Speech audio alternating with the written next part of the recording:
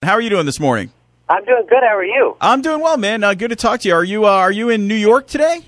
No, I'm actually I'm in Alabama.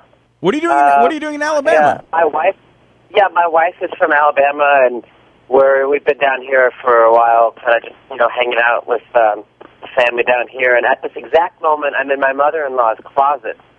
Are you serious? Because she has a phone. They had some kind of a phone meltdown here because we lost power in a storm recently, and it's being fixed, but it does have a tendency sometimes to go off. So this is like a phone that is plugged with a hard line into the wall, but it only works in the boudoir, and that is where I am staring at all of her jeans. What part of Alabama? I have some friends who live in northern Alabama, just out of curiosity. I'm south. We're in Daphne, Alabama, which is outside of Mobile. Okay. All right. Gotcha. We're talking to Jason Schwartzman this morning on the morning show. You know him from Rushmore, I Heart Huckabees, Shop Girl, Darjeeling Limited, Funny People, Fantastic Mr. Fox, Scott Pilgrim vs. the World, and a bunch of other things. The new movie is Moonrise Kingdom.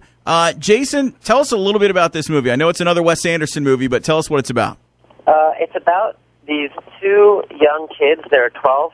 Boy and a girl, and they live on this small island, and they meet, fall in love, and hatch a plan to escape, run away from their families, and get off the island.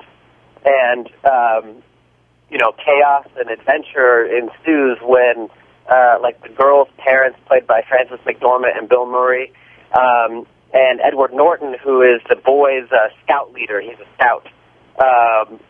They all go after him, and these scouts go after these kids, and Bruce Willis plays the police officer on this little island.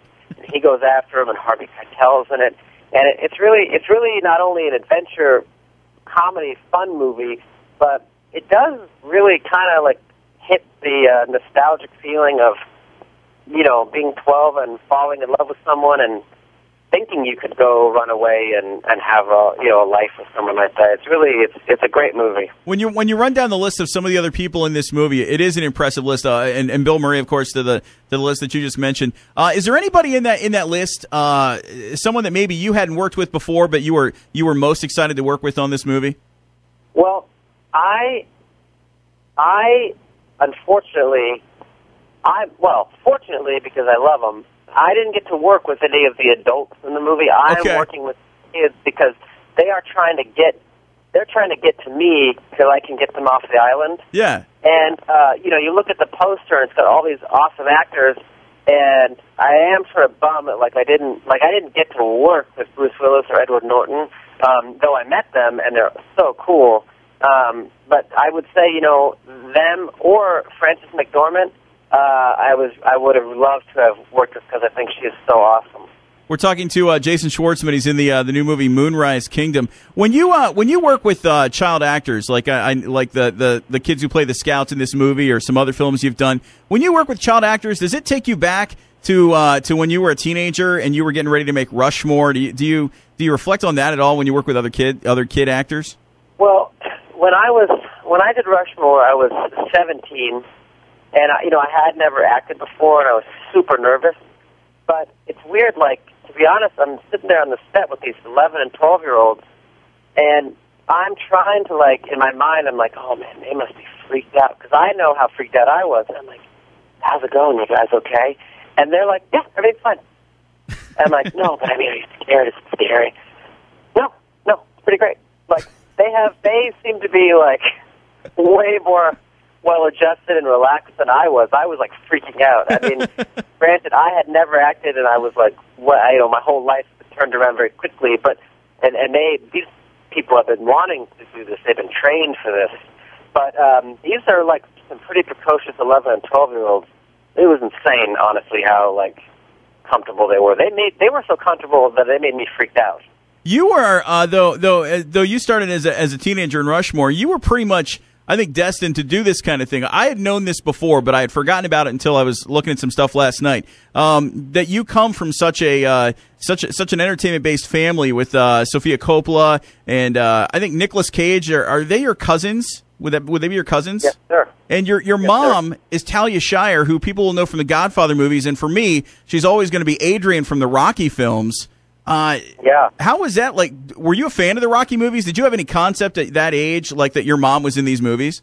No, I mean, to be honest with you, my mom, especially like looking back, and now that I have a kid and all stuff, like, I really think that she's so amazing because she loves movies and she loves like acting and she loves working, but she also is not like really like doesn't play into Hollywood and the whole like anything like glamorous and stuff, and she's always, kept us away from it. I never was like on a film set growing up, and she never showed us the Rocky movies and stuff. It just was not really a part of our lives. But like when we'd walk around sometimes in public, people would say, "Yo, Adrian," and stuff, and she would get really, embarrassed, and I was always like, what's going on? Who's this Adrian? What is going on here? Why do people keep calling you this person? And she eventually showed me one of the movies when I was a little bit older. Yeah. And I didn't like it. I didn't like the experience of it. It kind of threw me for a loop. I remember at a young age, and I didn't even finish watching the movie. I didn't like it. Well, I know we've got to wrap up here real quick, but I do want to ask you one other thing. You have actually been into our radio station before. Back in your Phantom Planet days, because we played back in the old days, and now you're doing Coconut Records, and I was listening to some of it last night actually while I was getting ready, and it's such great stuff. But it's been a couple years since you put something out. I think you're still doing that stuff though, right? Yeah. Oh yeah. I mean, the greatest thing about music is like you can do it every day, and especially now with computers and having little portable recording things and. I'm writing every day and doing music every day, and it just like I basically there are some people that probably sit down and they just write 12 songs and they go, oh, here's some great 12 songs. They just let's go make an album. Yeah. But I feel like I have to write like a lot of really bad stuff, and then settle on like the least bad things and try to record those. So I'm still just making really bad music every day and just trying to accumulate a lot of it. Just staying productive, I guess. Yeah, you just got to keep going, and honestly, like, even if you sit down and play music for a little bit and it's terrible, it's still better than not doing it. Like, I just love the physical thing of, like, holding a guitar, playing, you know what I mean? Like, it's like, yeah. I feel it's so fun to do that. I know you got to get going. We'll remind everybody again. The movie is Moonrise Kingdom, and people need to check it out. Jason Schwartzman, great talking to you, man. Thanks for taking time. I appreciate it. Thank you so much, you guys. Talk to you later. All right.